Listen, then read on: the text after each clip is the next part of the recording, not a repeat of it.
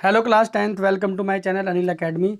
आज था हमारा मैथ्स का एग्ज़ाम और मेरे पास है मैथ्स का स्टैंडर्ड पेपर और ये है मेरे पास सेट 3। और हम इस वीडियो में डिस्कस करने जा रहे हैं हमारे जो सेट 3 है मैथ स्टैंडर्ड पेपर का, इसमें जो MCQ आए हैं उनके करेक्ट आंसर क्या हैं। तो शुरू करते हैं अपनी वीडियो। तो सबसे पहले हम चलते हैं अपने MCQ नंबर फर्स्ट पे। यहाँ पे हमारे पास जो पहला MCQ आई है एप्लीकेशन ऑफ ट्रिग्नोमेट्री में, यहाँ पे बोल रहा है कि 30 मीटर की एक लॉन्ग रोप है जिसको टाइटली ग्राउंड से बांधा गया है और वो ग्राउंड के साथ 60 डिग्री का एंगल बना रही है। हमें बताना है उस पोल की हाइट क्या होगी। तो आपके फर्स्ट का जो ऑप्शन डी है 15√3, ये क्या होगा हमारा सही आंसर। तो हमारे फर्स्ट का हो जाएगा डी ऑप्शन। चलते हैं सेकंड पे। सेकंड में हमारे पास 7 सेंटीमीटर का एक क्यूबिकल बॉक्स है। हमें बताना है उसके ऊपर से हम 0.35 सेंटीमीटर के कितने हेमिस्फेरिकल बाउल को निकाल देंगे। तो इसका आंसर क्या होगा हमारे पास 7 सेंटीमीटर। इसका बिल्कुल सिंपल ट्रिक क्या है, आप 7 को ना 0.35 से क्या कर दो, डिवाइड कर दो, आपका आंसर कितना आ जाएगा 20। इसके बाद चलते हैं थर्ड में। थर्ड में बता रहा है कम्युलेटिव फ्रीक्वेंसी जो होती है जब हम मीडियन को निकालते हैं तो ये कैसे निकलती है, ऐड करने पर किस फ्रीक्वेंसी को। तो आपका इसका आंसर होगा all, option number D, all classes को, सारी क्लासेस की जोड़नी पड़ती है हमें। इसके बाद है क्वेश्चन नंबर फोर्थ।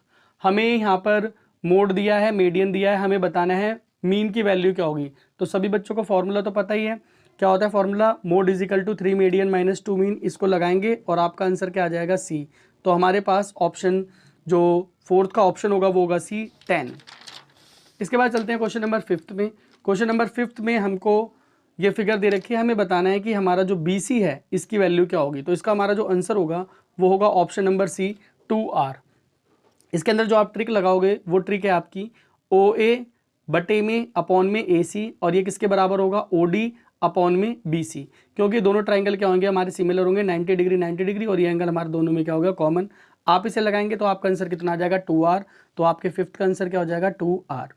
इसके बाद है हमारे पास एक पैरेललोग्राम है जिसकी वन जो साइड है वो है 5 सेंटीमीटर और वो सर्कल स्क्राइबिंग है एक सर्कल के। हमें बताना है कि इसका पेरीमीटर क्या होगा। तो इसका पेरीमीटर कितना होगा हमारा 20। तो सिक्स का आंसर क्या हो जाएगा आपका 20 सेंटीमीटर। इसके बाद है सेवंथ।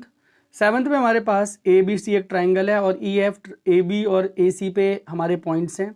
हमें ये चीज़ दे रखी है, हमें बताना है इसमें से कौन सा रिलेशन हमारा सही होगा। तो हमारा जो रिलेशन इसमें D है, BC is equal to 3 times of EF, ये क्या होगा सही। इसके अंदर आपने बिल्कुल इस ट्राइंगल में जो मैंने आपको ट्रिक बताई है वही ट्रिक आप इसमें लगाएंगे और आपका आंसर सही हो जाएगा। इसके बाद है हमारे पास क्वेश्चन नंबर 8। हमारे पास एक पॉलिनोमियल है जिसकी डिग्री कितनी है 3। तो इसमें से कौन सा ऑप्शन होगा, तो हम बता सकते हैं इसका क्या होगा। इसमें होगा आपका ऑप्शन नंबर डी, उस पॉलिनोमियल के एटमोस्ट, मतलब ज़्यादा से ज़्यादा कितने हो सकते हैं, 3 रूट्स हो सकते हैं। ए से लेके एफ डाई पे वैसे तो 1 2 3 4 5 6 होता है, लेकिन यहाँ पर हमने ए से लेकर एफ तक नंबर लगा दिए हैं। हमें बताना है कि दोनों फेसेस पे 2 डाई हैं, दोनों को टॉस किया, दोनों फेसेस पे क्या है वोवेल्स आए। तो वोवेल्स हमारे 2 ही हैं, एक ए है और एक ई है। तो हमारे पास क्या क्या बन सकता है, ए बन सकता है, ए ई बन सकता है, ई ए बन सकता है और ई ई बन सकता है। तो 4 केस बनेंगे, मतलब 4/36। तो क्या हो जाएगी प्रोबेबिलिटी आपकी 1/9। तो 9th का आंसर हो जाएगा आपका ऑप्शन नंबर सी। इसके बाद 10th है, हमें एक्स और वाई दे रखे हैं, हमें इस चीज़ को निकालना है। तो हमारा HCF क्या होगा AB और LCM क्या होगा A³ B³। इसको आप फैक्टराइजेशन करेंगे तो आपका ऑप्शन नंबर डी आएगा, ये होगा आपका करेक्ट आंसर। इसके बाद चलते हैं हम क्वेश्चन नंबर 11 पे। हमें बताना है ये क्या होगा। तो इसमें आप सिंपली A² - B² का फॉर्मूला लगा दे तो आपको इसमें रूट की टर्म मिलेगी। इसका मतलब ये क्या है, एक इरेशनल नंबर है। तो हमारे 11th का आंसर क्या हो जाएगा, सी हो जाएगा। इसके बाद है हमारे पास क्वेश्चन नंबर 12। हमें ए दे रखा है, ये हमें बताना है अगर इस पॉलिनोमियल के इक्वल और पॉजिटिव रूट्स हो इक्वेशन के तो ए की वैल्यू क्या होगी। तो यहाँ पे हमारे पास ए की वैल्यू क्या होगी, -1/2। अब इसमें क्या है कि जब आप इसके अंदर वैल्यू पुट करेंगे तो आपके पास जो ए की वैल्यू आएगी वो आएगी प्लस माइनस, लेकिन अगर हम प्लस रखते हैं तो हमारे रूट माइनस के बन रहे हैं और हमें रूट्स कैसे निकालने हैं पॉजिटिव, तो हम इस वैल्यू को यूज़ करेंगे। तो हमारा ऑप्शन क्या होगा, डी हमारा होगा सही आंसर। हमें बताना है 1 - 1 पॉइंट का डिस्टेंस कहाँ से, एक्स से।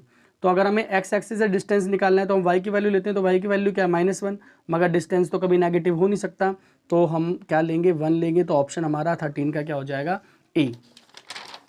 इसके बाद चलते हैं क्वेश्चन नंबर 14 पे। हमारे पास रेड बॉल हैं, वो ब्लैक बॉल से क्या है 10 ज़्यादा हैं और रेड बॉल की प्रोबेबिलिटी है 3/5। हमें बताना है उस बैग में टोटल बॉल्स कितनी होंगी।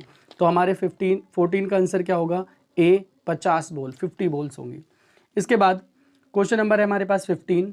हमें यहाँ पे 2 लाइनें दे रखी हैं, इनके इन्फिनेटली मेनी सॉल्यूशन है, हमें बताना है पी की वैल्यू क्या होगी। तो यहाँ पे हमारे पी की वैल्यू क्या होगी, बी, मतलब ऑप्शन नंबर बी 6 ओनली। आप फॉर्मूला यूज़ करेंगे a1/a2 जो कि इक्वल होगा b1/b2 के, इक्वल होगा c1/c2 के। वहाँ से आप लास्ट की जब कंडीशन लेंगे तो वहाँ से आपको 0 और 6 मिलेगा, और पहली 2 कंडीशन से आपको ±6 मिलेगा। तो कॉमन क्या है, 6 है, तो हम किसके साथ चलेंगे, 6 के साथ चलेंगे, तो option number B. Question number 16 की बात करते हैं, आपके बुक का क्वेश्चन है बिल्कुल, और इसका ऑप्शन क्या है आपका, ऑप्शन नंबर डी 40 डिग्री। 17 में sec किसके बराबर है, 2 cos a के बराबर है। हमें बताना है ये कब ट्रू होगा, तो ट्रू किसके लिए होगा हमारा, ऑप्शन नंबर इसका सी, 45 डिग्री जब हमारी वैल्यू होगी तो ये क्या होगा, ट्रू होगा। इसके बाद चलते हैं क्वेश्चन नंबर 18 पे। 18 में बताना है इनमें से कौन सी स्टेटमेंट ट्रू है। तो आप देखो sin 0 क्या होता है 0, और sin 90 क्या होता है 1 होता है। तो आप देख रहे हो कि जैसे एंगल बढ़ रहा है तो हमारे पास फंक्शन भी बढ़ रहा है, ये तो इसका मतलब गलत हो गया, ये भी गलत हो गया और ये भी गलत हो गया। तो इसका मतलब हमारा ऑप्शन नंबर जो डी सी है कि cos 20 cos 70 से बड़ा होगा, तो ये हमारा ऑप्शन क्या होगा, सही होगा। इसके बाद लास्ट के 2 क्वेश्चन एसर्शन और रीजन के क्वेश्चन। हमसे एसर्शन पूछ रहा है tangents drawn at the end point of diameter of a circle are always parallel to each other. वो क्या होता है, हमेशा पैरेलल होती हैं, तो ये बात बिल्कुल ट्रू है। और यहाँ पर भी नीचे का भी बोल रहा है, क्या कहते हैं, जो हम टेंजेंट्स डालते हैं सर्कल पे बाहर से वो इक्वल होती है। तो ये तो थ्योरम ही हमारी, दोनों हमारी क्या ट्रू हैं, मगर इन दोनों में आपस में कोई रिलेशन नहीं है। तो असर्शन और रीज़न दोनों ट्रू हैं, मगर रीज़न जो है वो उसकी एक्सप्लेनेशन नहीं है। तो हमारा ऑप्शन जो बी होगा 19 का, वो क्या होगा, बिल्कुल सही होगा। उसके बाद चलते हैं क्वेश्चन नंबर 20 पे। ये कह रहा है कि यूनिट डिजिट ऑफ 3 की power n can not be an even number for any natural number. तो ये कह रहा है कि अगर हम यहाँ पे n की कोई भी वैल्यू डालें तो हमारा ये कभी भी इवन नेचुरल नंबर नहीं बनेगा। तो सही बात है, आप 1 रखोगे तो 3 हो गया, 2 रखेंगे 9 हो गया, 3 रखेंगे 27, ये कभी भी इवन पे खत्म नहीं होगा, तो बात ट्रू है। 2 is not a prime factor. अब ये बोल रहा है इसके इसलिए क्योंकि 2 इसका प्राइम फैक्टर नहीं है, तो बिल्कुल बात सही है। अगर कोई भी नंबर इवन होगा तो 2 तो उसका फैक्टर होना ही चाहिए, और 2 इसका फैक्टर नहीं है, तो दोनों क्या है, हमारे ट्रू हैं। तो और करेक्ट एक्सप्लेनेशन भी है, तो इसका ऑप्शन नंबर क्या हो जाएगा आपके पास, ए।